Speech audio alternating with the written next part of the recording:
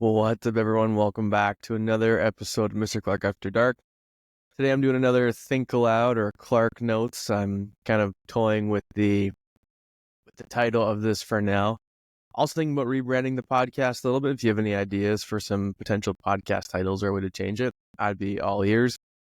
I love the Mr. Clarke After Dark name, but it definitely doesn't go as after dark as a lot of other after dark shows go.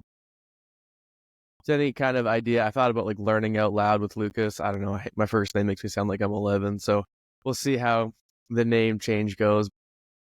For the Clarke Notes here today, just kind of share some, I think, honestly cool, tips and tricks I feel like is so overplayed, but there's really cool things that I'm seeing being in a middle school that allow teachers to actually have more control over their room without yelling or raising their voice, because that can be exhausting in and of itself. So there's some cool things I've kind of picked up on from some awesome teachers that I'm working with over the last few weeks and months, as we haven't done a Think Aloud or a Clarke Note here in about 2 months for January. Hope you guys all enjoyed the UK trio that I had with Martin Malone, Nathan Burns, and of course this past week with Dr. Poppy Gibson. Love nothing more than a good British accent on a podcast. It's always a good time. Mr. Clarke After Dark is also brought to you by Lexi. That's Luxy. Lexi sets the standard for modern dating that allows you to be truly aware of the intentions and background of any potential match. Swiping through different dating apps can be tiring. You can leave with a constant feeling of disappointment after seeing the leftovers in your dating pool. With Lexi, an exclusive platform for those with high standards and boasts only a 10 to 15% acceptance rate, as well as a distinctive income verification feature if you choose to use it. You can end your search for the right dating app and start focusing on finding the right person for you instead. Download the app today to see if you qualify for a better chance of finding your person. And now, hope you guys enjoy the show. I love Martin Malone's episode. Talking about simple, tips and tricks, or like ways to rethink your routine as a teacher, especially, or someone who's kind of in this intense academic space. I think the number one takeaway for me from talking to Martin is that academic exhaustion is not physical exhaustion. So you can't necessarily just sleep off the burnout or that like lag that you feel, or the stagnation that you begin to feel as an academic creative. So I do think his kind of practical advice, like for me, the second I get home from work, if I sit on the couch, like I'll get home 4:30, and I'm like, you know what? This gives me a half an hour. I can get a quick workout in. I can go for a walk, and then all of a sudden I sit on my couch, and it's absolutely game over for me. So he talks about like the second your bag hits the floor, like what are you doing? Are you packing your lunch for the next day? What are you doing to kind of clear the mental baggage of the extra tasks that you have to do that are non-teaching related? So I think that was a good way to think about how to reframe your schedule and kind of steer into the additional things maybe at home that are causing you burnout. He talks about going to the gym 6 and 7 p.m. I'm just not that guy anymore. I don't think I ever was like a late night lifter. I know, like, talking to Andrew Huberman, listening to Andrew Huberman, there's a narrative that if you work out around 7 or 8 p.m., then it'll take you 2 hours to fall asleep. But he actually argues the opposite, that if you actually cause your body to heat up, your body will then begin to cool itself down, which is actually good for giving you a better sleep. So again, contention around what is actually the best time to work out. I don't know, but whatever works for you, going for walks, working out, whatever you need to do. I find those are a couple things. You also talk about slow cookers. I have a vision of being a slow cooker guy. I'm not yet. I do it like once a month, and I'm like, you know what? I'm going to do this every day. Then I never do. Next one up there with Nathan Burns with metacognition. That might sound like a weird phrase. We go back and forth quite a bit on like how to define that and why there's even a discussion about defining metacognition. I remember teaching social studies for the first time, and you get a project as a social studies education student about going through the front matter of curriculum. And the front matter would be, if you ever look up like the big boring government document of what we actually teach, not what the internet says that we teach, one of the first things that's in there is just like, oh, metacognition, and there's a little slip in there, a little paragraph. Fundamentally, it goes down to thinking about your thinking. So you're actually finding ways to teach the students how to become aware of their thinking processes, how they're thinking in the wrong directions, how they're getting stuck, and thinking about why they're getting stuck. sounds very cliche and very kind of armchair intellectual, but I do think one thing for him that I really, really liked and was his knowledge off grid. I did post a reel about that one, but it's just a fundamental. He's got like a 3-column worksheet. I didn't actually include it, but I'll see if I can find it. But even if you don't have it, it's pretty much like, what is this task about? What is my previous knowledge on what I have to do for this task? And what are the strategies that I have learned that can help me complete this task? To me, that's like a 5-minute exercise that any student can do. Like I always think about my old students now. If I were to use that in a high school classroom, the second they get a position paper or like a major project, they just freeze up. They don't know where to go. But it's like, okay, I've done this and that before. What questions do I have?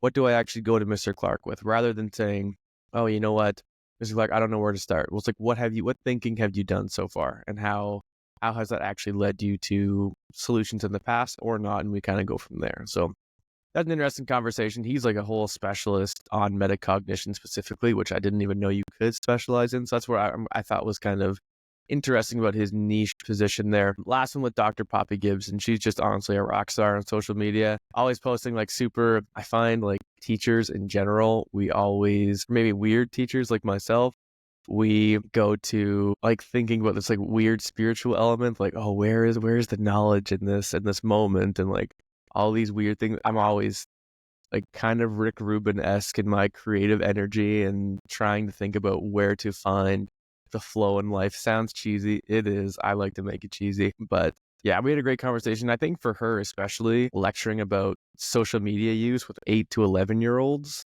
I thought was insane. Because even now I think about like my niece is 8 years old and I can't imagine her being in the classroom and opening an Instagram account and like her following my podcast and like me following her on Instagram.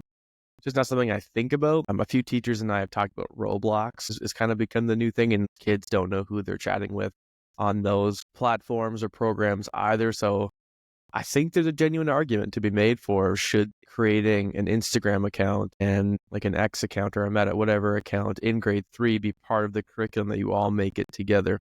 We pretty much talked about one of the, I guess, cliche observations of teenage girls is that they kind of engage in more of a relational aggression where they're trying to attack each other's reputations rather than like physical aggression. We had a good conversation about in that era, like the period of adolescence from 8 to 11, they're not necessarily in the puberty stage yet, so they actually saw a lot more of the benefits of social media when, I guess, introduced and slowly taught how to use it properly and not in that kind of competitive mating stage yet, which I thought was interesting. It's definitely a reframe of like keep kids away from social media versus what age should we actually introduce it to them? How do we tell them how to collaborate effectively? And how can that help with like learning how to do branding and marketing and online communication and not taking online communication to heart and all that stuff. So I thought it was a couple of interesting conversations here over my last few weeks with some UK people. Definitely hard to juggle the huge time difference there for setting up the podcast, but it was fun. Recently, I got a few stories kind of to share of what's kind of been going down in the trenches here the past 2 months now that it's been since we did the last podcast of like this. I do ref hockey, and I know that sounds super boring, but the only thing I have to mention, I was asked to ref a few girls' games recently, and it's always funny to see when you're reffing boys only hockey, when there are some girls that play, but you'll hear the same chirps like, oh, bud, you're a duster, and like whatever. It's just the classic cliche hockey chirps. But then I was reffing girls hockey, and all of a sudden I'm skating by, and one of the girls starts chirping. This is very low level, very like some of the kids barely know how to skate. Like it's not like that high stakes of hockey at all. And the girl goes, "Hey, lipstick, knock it off."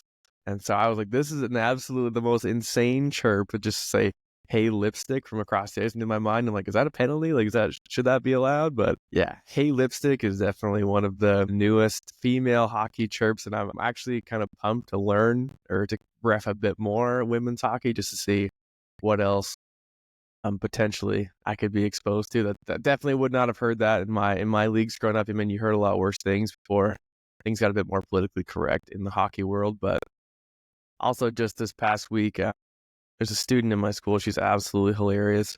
And she looked at me. I was sitting there working with her. We were doing some math stuff and I was wearing my vest.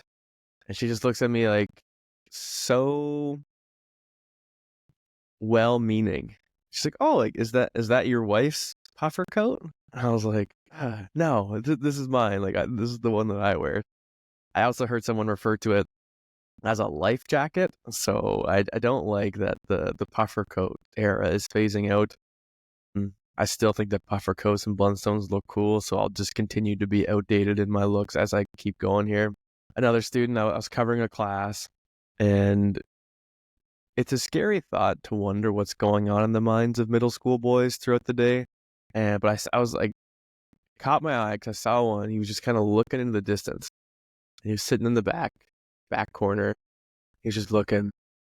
He was completely silent. In my mind, I was like, I wonder what's going through his head right now. Like, what could possibly be running through his mind? And then there was one student sitting next to him, and I'm probably like 15 feet away, but I'm kind of just observing and in the background. And all of a sudden, he escapes his thought, looks at the student next to him. He's like, "Do you know who Joe Rogan is?"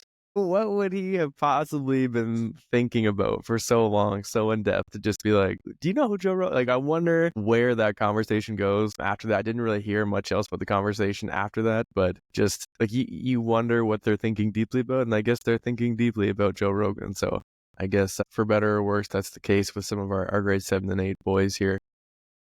The other thing that I'm noticing too, going back into middle school from high school, is just some of the social cues aren't really there. And one of them that we always try to teach my nieces and nephews is you cover your nose when you sneeze.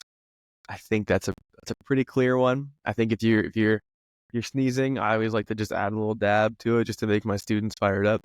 A student this past week, he looks up, looks to the left, and just aggressively double snot rockets across the classroom. I see the snot hit the floor, and he just goes back on his desk. And I'm like, I mean, first off, I wouldn't want that in my sweater either, but that's like the most aggressive move of like this slight implicit power move or explicit power move where he's just like, we're going to booger the floors here and not even think twice about it. Another is just picking noses and eating it. I don't know. I think I did that when I was like 3 or 4. I can't remember if I told this on a previous story or not, but there was a student I heard from another teacher. They're like, "Hey, you gotta stop eating your boogers." And then they're like, "But they're so delicious." So, I mean, if that's what we have snack every day, but if that's what you just need a few bugs to kind of sweeten up the snack that you have. I don't know. That's not my personal taste, but yeah, just like students, you look at them and they're digging a little bit, and I'm like, what is happening here? I just do not understand sometimes like that the urge to keep eating bugs, and this is not just boys that I'm seeing this from, but yeah, it's been an interesting few months in the trenches, especially during the heightened allergy and I mean not allergy but flu season. The bugs are definitely alive and well. I posted this yesterday, but a kid or 2 days ago, a kid said that I was built like a junior chicken. I mean, that's just rude. I don't know. I don't know if maybe I'm a senior chicken or a Big Mac. I don't know. Students are definitely keeping me humble. I have a few other infamous quotes from students I'll be sharing here over the next few weeks of what they.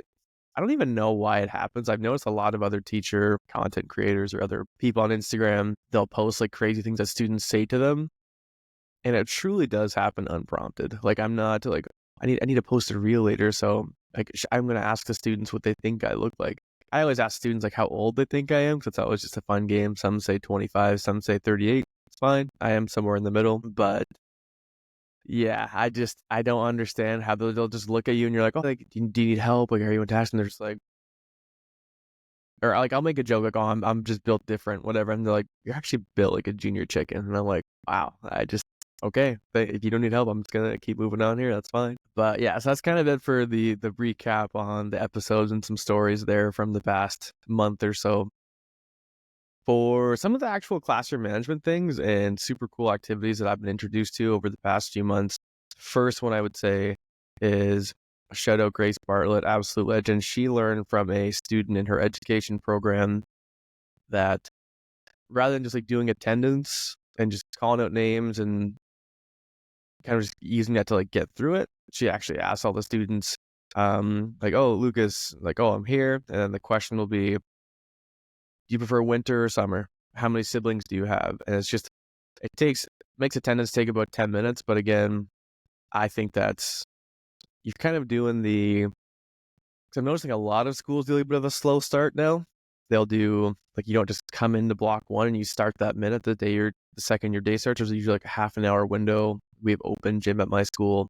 Some of the high schools I know in this area, New Brunswick, have like a half an hour period that I think is just kind of announcements, gradual release into the day. I think this kind of piggybacks on that idea of, I think in a 60-minute class with middle schoolers, you probably got them for 30 minutes. If you really want to, by the time you teach them any lesson, have them do a task or continue with a project, you're probably going to get 15, 20 minutes out of them of like real work. So, I mean, I'm not going to be the minute stickler here with lesson planning, but for those first 10 minutes, that's taken adding to your relationship with all of your students. I think that's an excellent classroom management strategy. So, and I've been in the class while this has happened, and just kind of lightens the mood. Like, math is a scary subject. That's what I've been kind of co-teaching or supporting her with over the past month. And I do think that the attendance questions has like helped everyone kind of get into it. It's a positive note to start.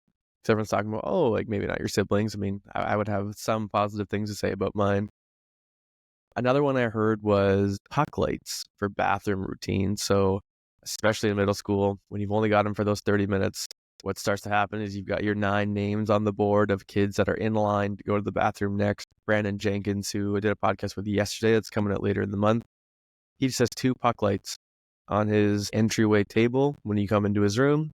And if both lights are on, that means 2 people are out of the room, so no one else can go.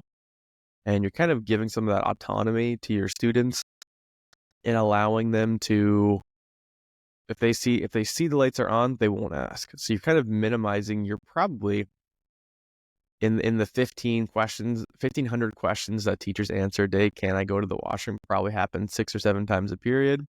You just eliminated 40 of those questions every day by having that kind of automated for you. So I thought that was a really cool idea. Or it's just subtle things to make the classroom theirs, which I do think there's a lot of back and forth on, of like student supported or student centered learning or like teacher centered teaching and kind of the old traditional way. But I think if you're a teacher that struggles with kind of letting go of some of that control, that would be a good first step to just be like, you know what?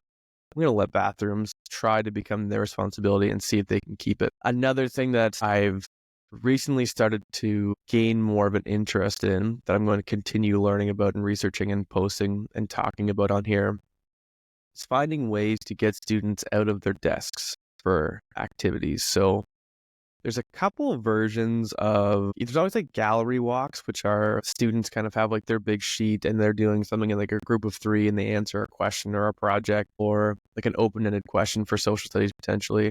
Then you walk around to each center after and you're kind of adding or discussing the questions amongst yourselves. Something that can take 30 students.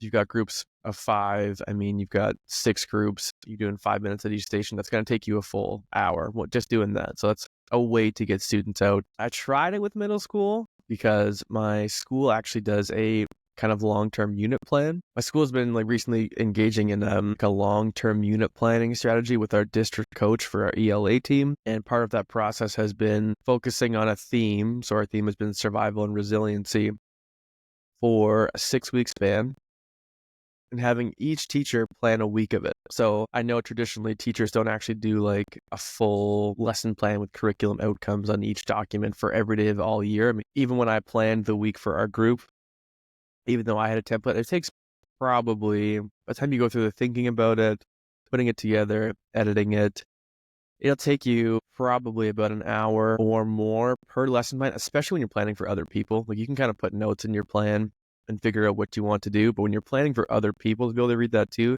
have to be so much more specific in what you're saying. But anyway, the activity that I chose we're talking about Hatchet.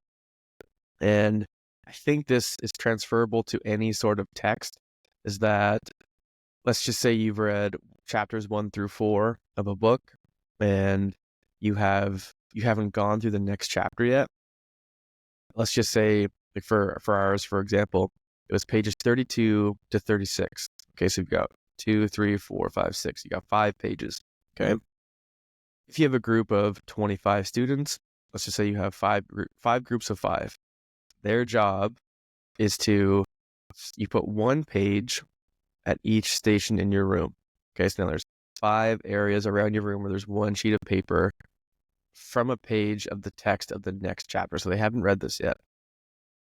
Their job is to figure out what order the pages go in. So we talked about the importance of interactions and critically reflecting on the input of others and understanding like text organization and story flow. None of the students got it right. So it's interesting to see like how automatic you process like how good authors are at structuring their writing. But anyway, this was an activity like you give each student 2 or 3 minutes at each place. By the time you get started, explain it, you have them up. They're going to be up and standing for a half an hour or more, especially with a 60-minute middle school block.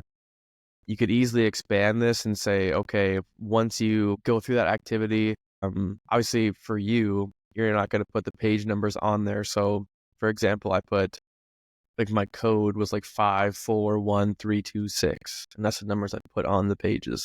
So then it's their job to figure out what was actually page 32, 33, 34, 35, and 36. So that's kind of the overall goal, where you start to see like it's actually so hard to pick up what follows what, but it actually teaches them for themselves in their own writing eventually, like what do you put before the next idea. Anyway, I think there's a lot of value in that, and I think that's something that can be transferred to anything. You're reviewing topics and you're, I think there's just ways that you can kind of adapt that style of 2 or 3 minutes at each thing for discussion. I used to do it in my grade 12 class for political cartoons and source analysis quotes, where trying to add depth and breadth to their source would actually involve each group continuing to add to what the previous group put on there. So now you're saying if you know nothing about how to actually complete that task, you're now seeing how 30 other people complete that task and how they continue to add to it and the things that you didn't see before. That's kind of where I see the value in that specifically. So I call that like the round table idea. I don't know. There's probably an acronym out there for it somewhere. I don't know what it is, but I think the standing classroom and trying to find, like if you have 7 or 8 ideas of how to get your students out of their desk, and you do 1 or 2, and you do 1 a week, where you're kind of getting out of that traditional flow, I think that breaks it up really nice. If Wednesday's your moving day, and now you know, like, okay, on Wednesdays, no matter what I'm doing, I'm going to try to adapt my activity to having everyone have a bit more energy. You're kind of in that lull. If Friday might be like your kids are going to play Prodigy or a math game day, and then Wednesday's your moving day. I mean, I think that takes out so much mental clutter out of like the way you plan things, that now you're really only kind of grasping for content for like your Monday, Tuesday, and Thursday. That's kind of the way that I see the value in kind of adapting these activities in as a part of a rotation of your practice. But yeah, so those are things that, and honestly, I think it works. Like some of the students or some of the other teachers have told me they tried this activity. I said I would come in and try to do my best to tailor it with their students and showcase it. And I got some good feedback actually from an evaluation on that, where especially in middle school, sometimes they would go to the next table and they actually didn't really know what they were doing still. But I was so used to the high school students actually still knowing what they were doing. You have to be so much more on them about what are they actually doing and do they actually know what they need to do. So yeah, that's been part of the planning with our district coach. And I think all of us, even though I'm not actually an ELA teacher, but I've been kind of assisting or supporting where I can with them for literacy for some of their tier 2 students.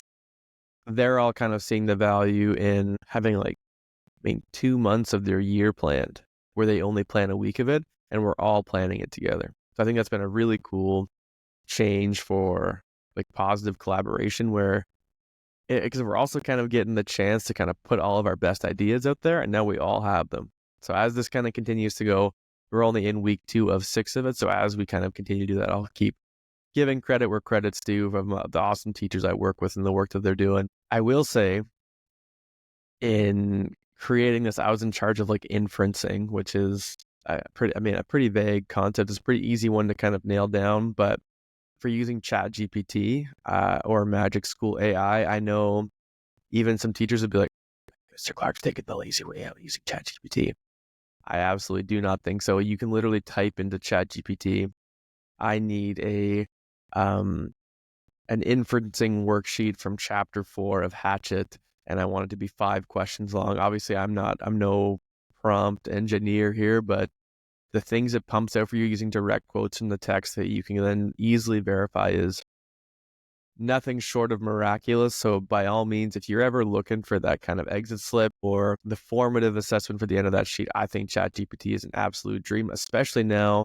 I think we're going to continue to move into the Hunger Games as part of our survival and resilience part. I know one of the other teachers there, she was talking about doing like a paragliding accident and like surviving that. So there's so many ways that you can just ask ChatGPT or Magic School AI to be like, give me a compare and contrast of Brian's experience in Hatchet versus Katniss's experience in the Hunger Games. That you're seeing the students actually synthesize material and compare and contrast, and you've had to work not that you haven't had to work, but now you can actually focus on helping the students synthesize the task rather than burn yourself out trying to make this dramatic, huge worksheet. So that's where I'm seeing tables turn a little bit, where it's actually becoming a bit more culturally friendly in teaching to use AI for some of the tasks that we're doing. Can't remember specifically what he said, but one of the teachers mentioned like using generative AI for like blackout poetry and like blacking out certain parts of poems and having the students fill them in. So fill in the blank stuff.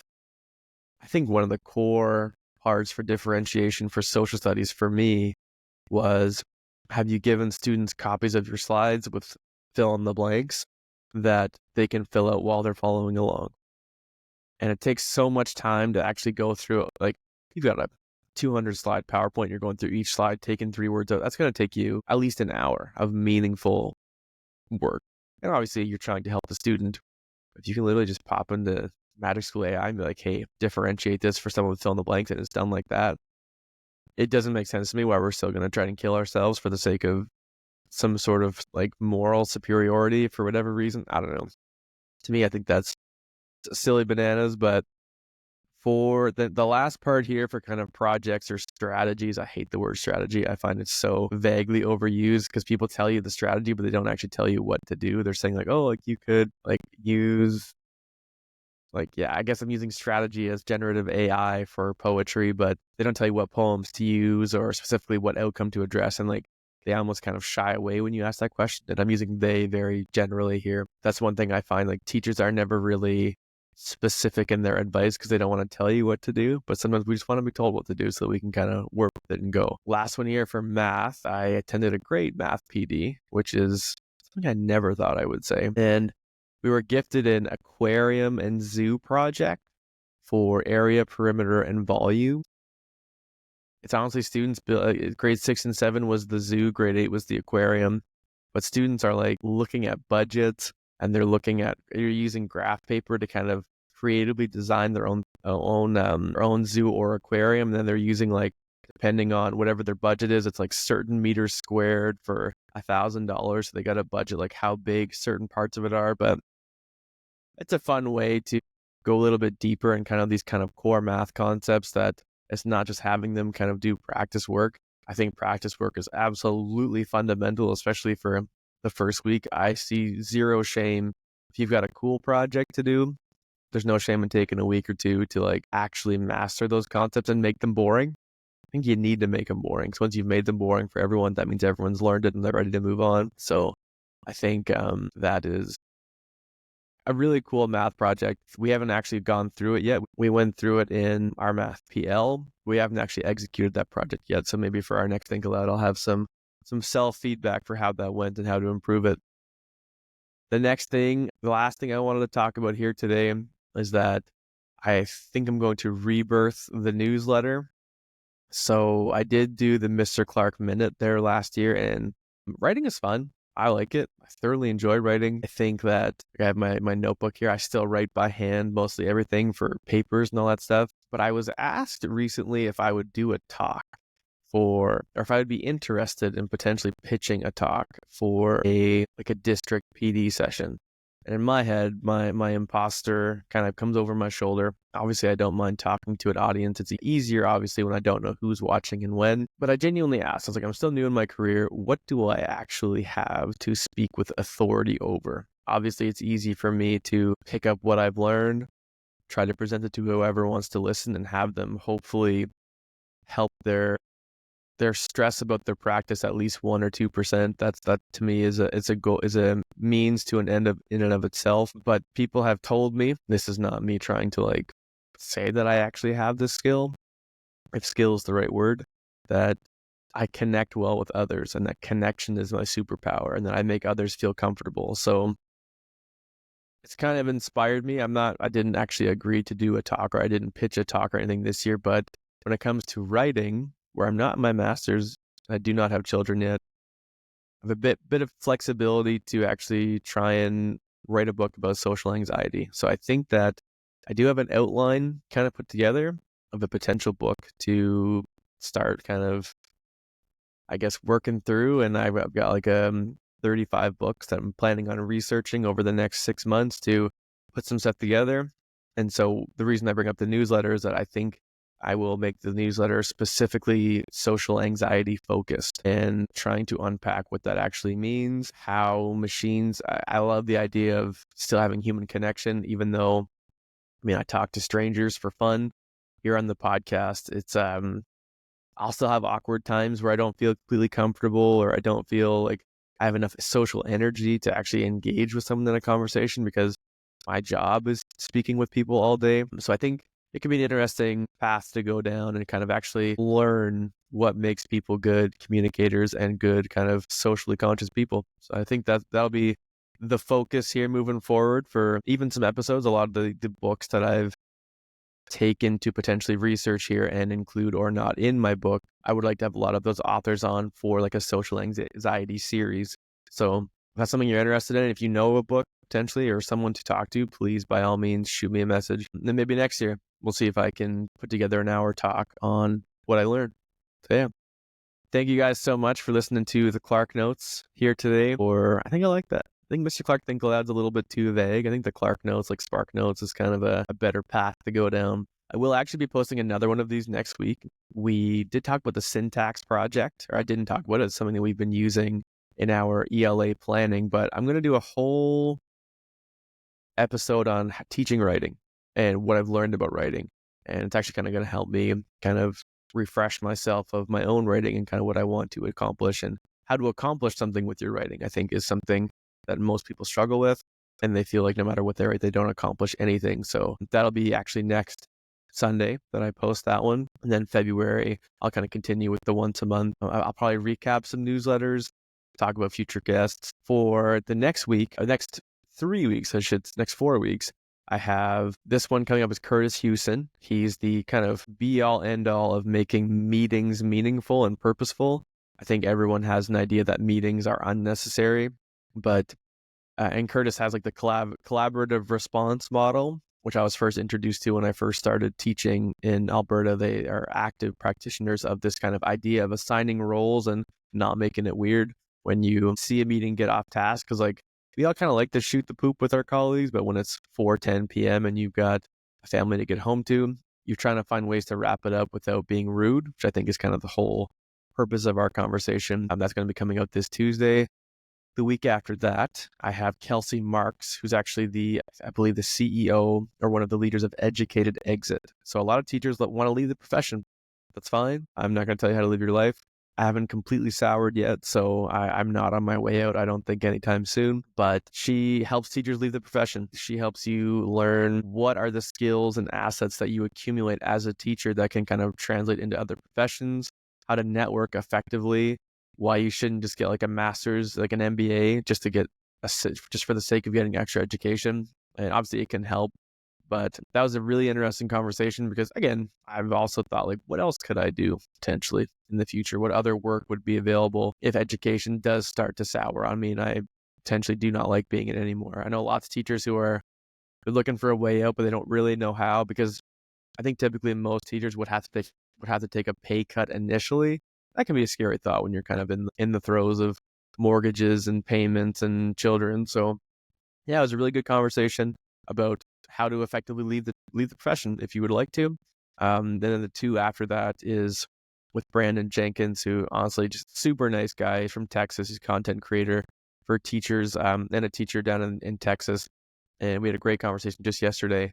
That'll be toward the end of February. And then I believe I have a schedule to go with board teachers comedian Leslie Robb, and she'll be on sometime next week for her episode to come out in February before she performs at Getka in Alberta as a keynote speaker and gets to see all my old friends from Alberta. So anyway, that's the Clarke Notes. Hopefully some stories to give you some joy. Some honestly simple classroom management techniques to kind of help hone the overwhelm of your teaching experience. And then hopefully some positive news. Hopefully this book thing works out. Hopefully I don't just manifest it into the universe and then it doesn't come to fruition. But I think there's something there. I'm going to continue to working with it and see where it goes. Anyway, thanks for listening.